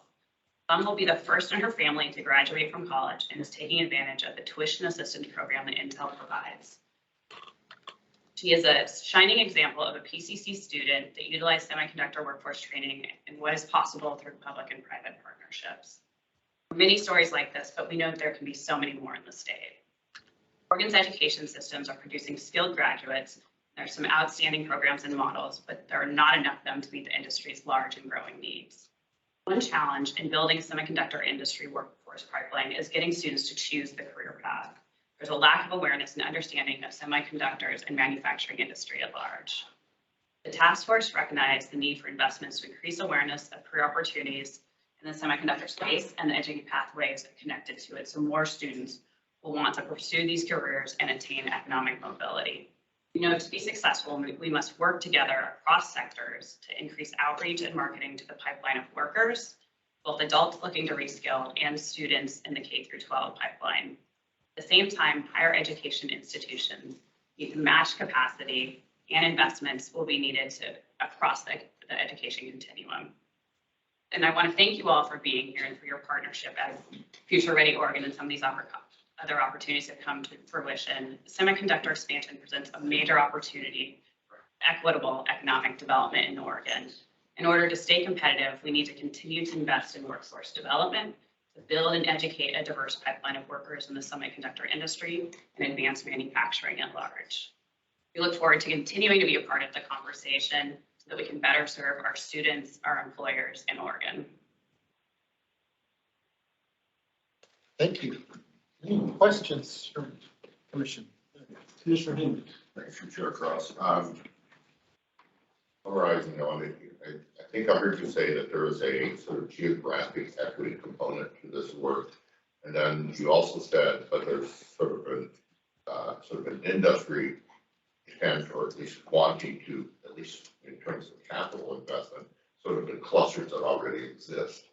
Sounds like two different things. I'm just wondering, is there any way in which the actual work could exist in places across the state, and what would we do to make that possible? Yeah, I think that's true for, well, so let me be, in the semiconductor industry, there's a very strong clustering dynamic, especially for fabs and suppliers associated with fabs. So there is a view that most of that work is going to be concentrated in the metro areas. And maybe you could see some activity in places like Eugene in the Valley, but I think that's somewhat of a simplification. There are suppliers where you could imagine being distributed more broadly. But the bigger point, I think, is that the federal government has increasingly recognized in their dialogue around the U.S. science enterprise and the trajectory of industry associated with it, that there needs to be a deliberate focus on diversifying investment across place. So I think this is only the first installment on a more place-based focus for the distribution of federal resources that goes beyond the traditional political distribution of the that we typically see when monies are distributed. So when I think about Oregon higher education over the longer run, I think should this trend continue in terms of the federal emphasis, there's an opportunity for us to think of creative ways of driving our rural agendas and our effort to push more prosperity out across Oregon. It won't just be semiconductors. If this recognition of the need to distribute the tech industry more broadly across the U.S. I would just add one more thing. I think it's taking to where some of those clusters are and the consortiums that exist. I think there's a strong desire to, like the Hillsborough Consortium, to build that out statewide and regionally. So using those best practice models of where we have it, but taking that to build it out so that it does serve more of the communities. I mean, if we're going to meet the needs, we're going to have to move beyond just the metro region. Seems like a factor of that is the land use issue. If you think about long-term sustainability, Oregon has the richest farmland in the nation. The Tualatin Valley is one of the most productive agricultural areas in the entire country. So it is a dilemma. I'm sure that you're facing. I think there are probably lessons from other nations that are examples of how to cope with some of those dilemmas. But that's probably a conversation for another forum. Any other questions or thoughts about this? Seems like a tremendous opportunity and obligation. Is someone online? A question? Yes, there. I have one. If I may. I wonder if in thinking about the funding aspect of this and the legislative ask, there was whether the task force envisioned legislature being more specific and directive around the training of the workforce for these types of jobs across that continuum that you described. I'm thinking, for example, I was just reminding myself of the initiative that the state of Virginia launched, I think much at the behest of Amazon, to massively increase the number of computer science graduates in that state. The reason why I mention it is not because we're talking about computer science or Virginia, but because it represents a way of funding higher education, looking at higher education and workforce, and creating policy for higher education and workforce that I think is unfamiliar to most of us in Oregon because we just don't do it that way. This was a Commonwealth whose governor and legislature said, okay, over the next 20 years, we need to produce 25,000 computer science graduates. We're going to go university by university or college by college and describe the contribution that they will make to that and fund them for it. So a very planned, arguably sort of top down, but I think it was in negotiation with those institutions. And is that the kind of sort of legislative strategy or funding strategy that the task force envisions? And if so, it has, I think, implications for what the HECC may be asked to help sort of negotiate, describe, advocate for in the years to come. Yes, I'll take a first shot at it, I guess, since I think I could pick up on that Virginia example. Out of the University Industry Partnership Task Force is a very specific proposal to invest in additional faculty in the research universities to increase the number of bachelor's, master's, and PhD students that Oregon is producing. So that ask right now that we're working on is a $10 million ask to add 25 faculty across the research institutions, coupled with a $25 million investment in startup packages. One of the challenges the universities have in recruiting top faculty to Oregon is absence of funds for their startup packages. expenditure, but the 10 million is recurring spend. There's also an ask out of that subcommittee for the $2 million investment in creating the partnerships that I mentioned that we don't have and making sure that we actually build those. There's also a reference to facilities. I should mention that as well. Things like ours and complex. But even going beyond that, Sage and I were talking before we came in about ways we might envision potential facilities that are actually shared by institutions to help serve this, actually built to purpose from a teaching standpoint. Let me say what you just described, Ben, is something that we could do a lot more of in Oregon, and we have a proven model, and that is the ETEC program. And that's really been extraordinary since fiscal 99. I can just give you some numbers on that. We have tripled the number of engineering graduates at Oregon State through support of that program since it was started 20 years ago. We've more than tripled our research expenditures. So those faculty are coming in and drawing in then federal resources that are funding PhD students or master's students that are cycling back. And we have powered the diversification of the STEM pipeline. Support. So OSU doubled the number of female engineering faculty. We now have more engineering faculty who are women, share of our engineering faculty than all but 4 research universities. Is one of the most diverse from the STEM pipeline faculty side in the College of Engineering. ESU increased underrepresented minorities in STEM fields by 37% for this. Oregon Tech doubled the number of women engineering and technology faculty. UO increased underrepresented minorities in STEM to 50%. The point is, if you choose a target like this, grow these disciplines, grow these degrees, produce more graduates, and you couple that with some of the things that Sage was talking about, so that you're actually creating pathways for those students who would start at the community college, you're going to make a substantial impact on the number of opportunities out there for Oregonians and many other techniques. Yeah, no, I think I said it very well, but a couple of things I would add is I think the task force was also intentional in who they had on it because they had congressional leadership, governor's leadership, state legislators on it, so that there was sort of at all levels buy-in on what we need to do, which I think helps for whatever gets put together and we come out of this.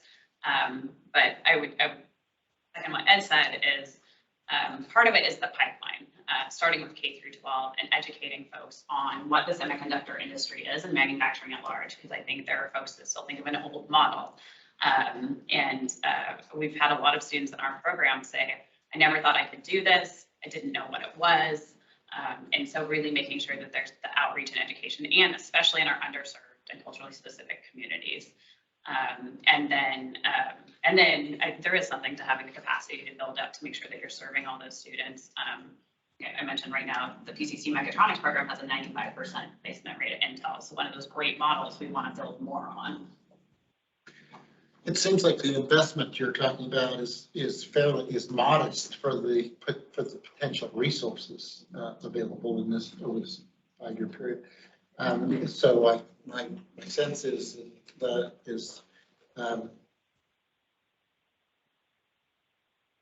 priority, and I could envision the HECC's role in outreach as a partner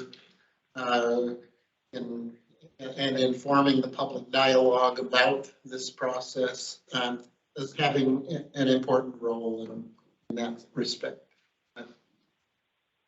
Any other questions or thoughts? Yeah, Commissioner. Good afternoon. Thank you.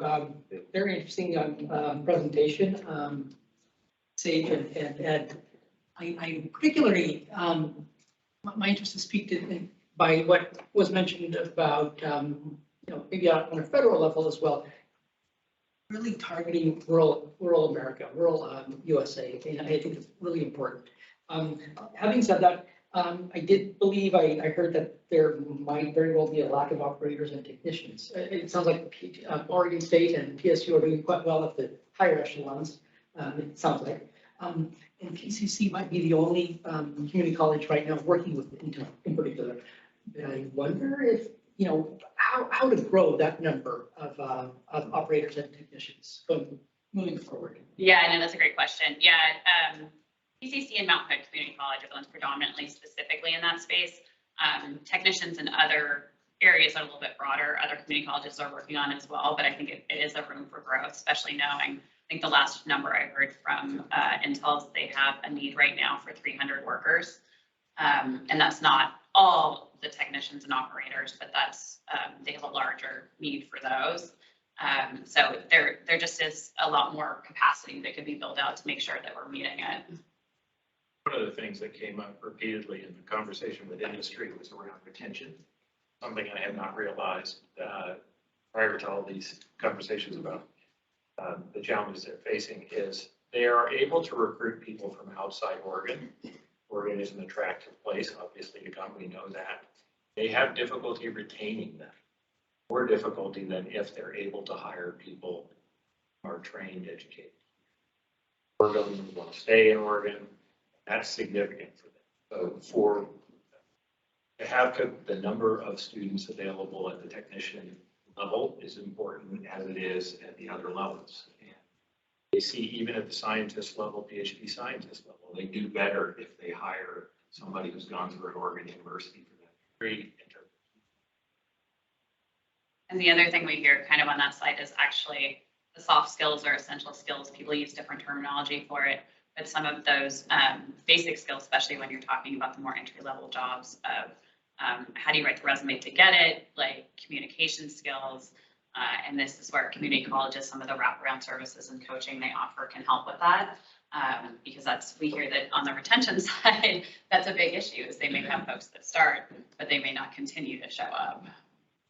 Which is part of why they hire so many from the PCC mechatronics program is they have a good retention rate, but we build in some of those services. But I think that is a whole other piece to it is making sure that we're educating on the soft skills or essential skills as well. Well, thank you for coming. This has been informative and Thank you. Thank you. The last item on our agenda today is adopting some rules and Maybe joining remotely. There he is. Thank you. Thank you very much.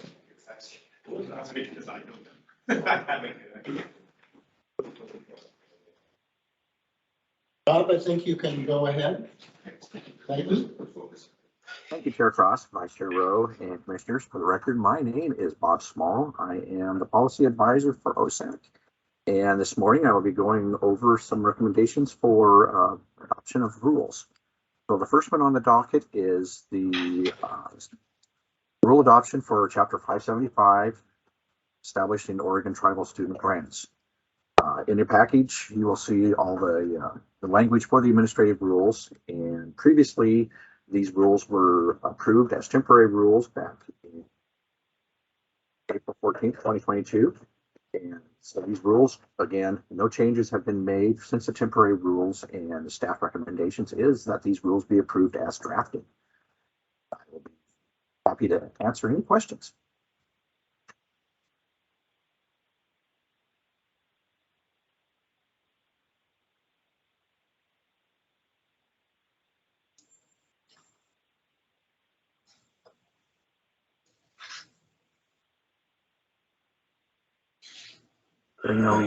No questions. Chair Cross. Let's see. Hold on, folks. Couple technical difficulties. Yet again, I'm just going to try ending the meeting in the boardroom. The meeting, it'll keep going.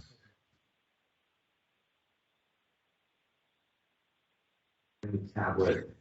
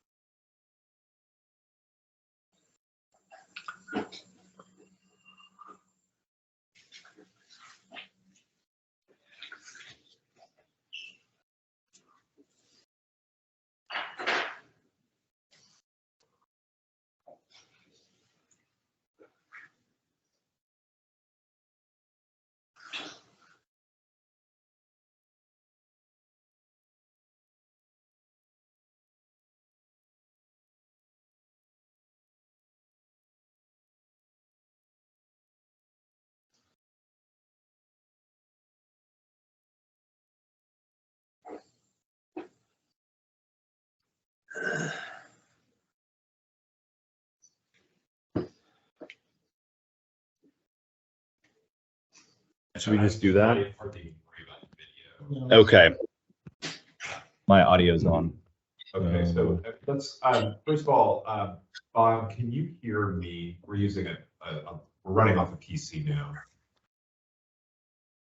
Yes, I can hear you. Can anybody hear me? Oh, hang on, we don't have your Oh. audio. Let's see. Bob, can you say something? Hello, can you hear me now? Yes. Okay, so we're Okay, gonna great. try it this way. We only have a few minutes left in the 3 important items to get through. And Bob, if you could pick up where you left off. Certainly. and present Certainly. this.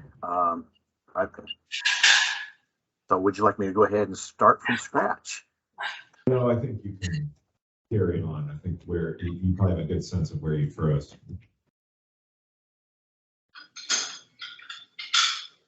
You were just saying that we had approved the temporary rule already. Okay, so yes, continuing on, at that point, we approved the temporary rules on April 14th, and the staff recommendations are to approve the rules as permanent, and I will be glad to entertain any questions.